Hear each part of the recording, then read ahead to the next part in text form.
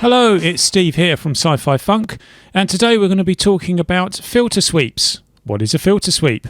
It is taking the filter and changing its characteristics over time. Typically, you would do this with an envelope, and for a kind of dramatic effect, maybe you'd want to take your time over it. So we've got an envelope here where the attack takes its time, so it takes quite a while to reach the pinnacle, if you like, and then it takes quite a while to fall back to not zero, but something where the filter is not open too much. So how is this interacting with this? Well, you'll see here it's currently connected into the 2/3 CV. That will give you the maximum effect, but usually you'd perhaps start here in the frequency CV, and then this dial can control how much effect it makes. So let's just press a key here. That's a filter sweep. Now the thing that you need to bear in mind is if you've got this toggle up, then it's an AJH envelope, and what that means is the decay is instant to zero. You actually want it like that. If you don't, and you set the decay on so that the decay is acting as release as well, an ADSD envelope, then you might not get the full filter effect when you re-trigger the note. Let's show that.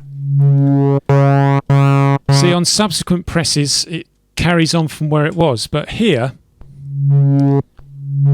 it's re-triggering the whole thing from scratch again. So I'd recommend that you have that up when you're trying to do a filter sweep, unless of course the effect that you want is to continue from whence you left off. So I've plugged it into the frequency CV here.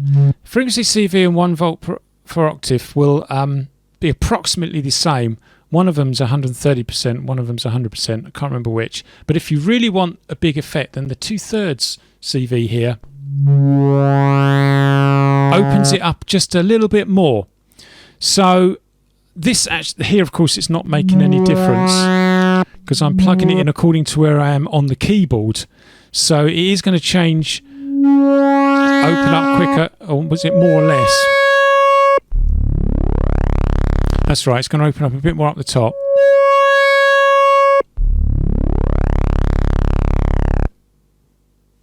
Well, I can't hear much of a difference there, but in theory it keyboard tracks.